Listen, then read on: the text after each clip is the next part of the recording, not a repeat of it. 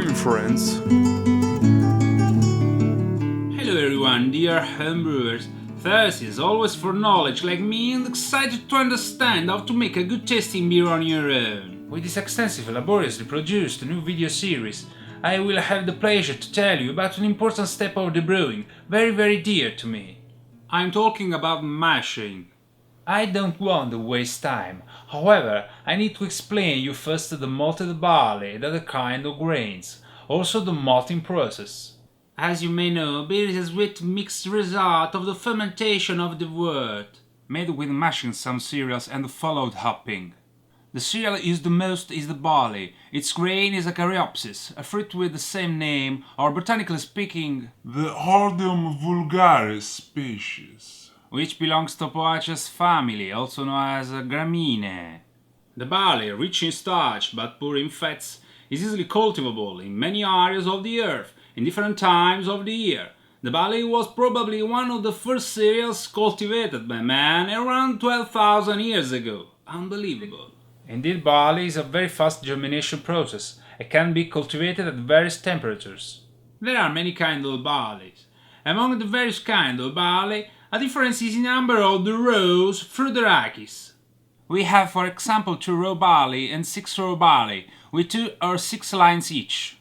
The most used one by brewers is the 2 row barley, because it resists at low temperature during cultivation and because the grain have more starch and low proteins, which are essential during beer production. But be careful, because if it's used in excess, it could cause strange results in our beloved beer. The caryopsis contains starch, which we could consider a provision of energy wrapped up in endosperm. This energy will be released in the first phase of the growing plant when the germination process begins. Even before that, the sun plays its important role in the complex process that we all know as chlorophyll and photosynthesis. Even though it's very interesting, it doesn't concern us, we have another purpose. Inside the grain, during the germination, many enzymes, very particular protein which we are going to talk about later, will be synthesized. The dismemberment of the cell walls containing starch, a very complex kind of sugar, will be caused by some enzymes. After that, some other enzymes will cause the dismemberment of the long starch chains, then turning into a more simple sugar. Then the energy is immediately usable for the growth of the sprout. The malting process is used on the barley or other hot grass to make sure that these enzymes are synthesized and that the starch is convertible to a more simple sugar. This conversion is necessary because the fermentation that comes from the common yeast used for the brewing can't happen through the sugar such complex like the starch. The brewer will enjoy the enzymatic activity during the mashing phase. But to put it in a barley shell, what is the malting process? What are the enzymes that will be formed? What will they do? What are their names? Under which conditions will they perform their task? Why do I exist and annoy you with these videos? All questions that make us stay up while others sleep. In this new series of videos, I will try to answer satisfactorily all these questions, some of which are very important to our anaerobic activity. The malting process takes place on a gramínea, which it has to meet very strict quality parameters. The first step is the induction of the germination. How?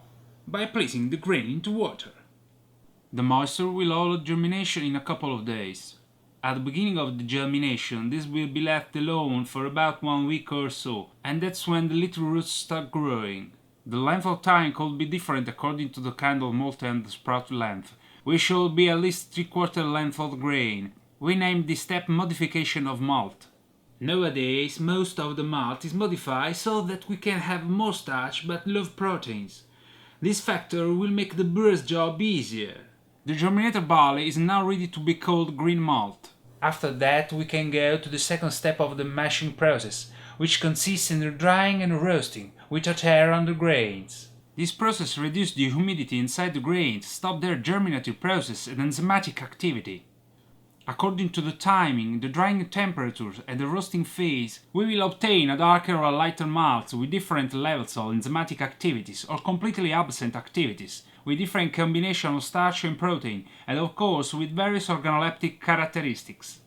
I will have the pleasure to show you the several kinds of malts and their characteristics. In order to avoid any problems during the beer making process to improve the finished product, you should remove the little roots from the grains because they are full of proteins. After this phase, we will see the storage of grains for at least 1 month. Now we can talk about the real barley malt. What a happiness for the brewer!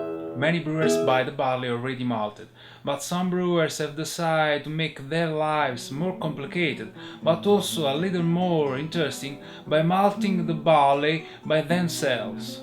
I have to stop now. Time is a tyrant, alas. In the next video we will catch up. A heartfelt goodbye and very big thanks for watching. The Ordum vulgare. Indeed, barley has a very fast germination process and can be cultivated at very temperatures. Indeed, barley has a very barley has a very fermentation. There are many kinds of barleys. Among a difference is in the number. We have, for example, we have the most used one. What are we talking? What? All questions that make us stay up while others sleep. The moisture will allow the germination in a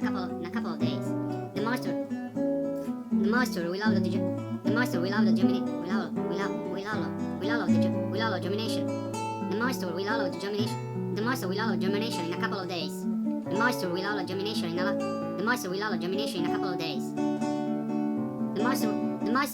moisture will allow germination in a couple of days.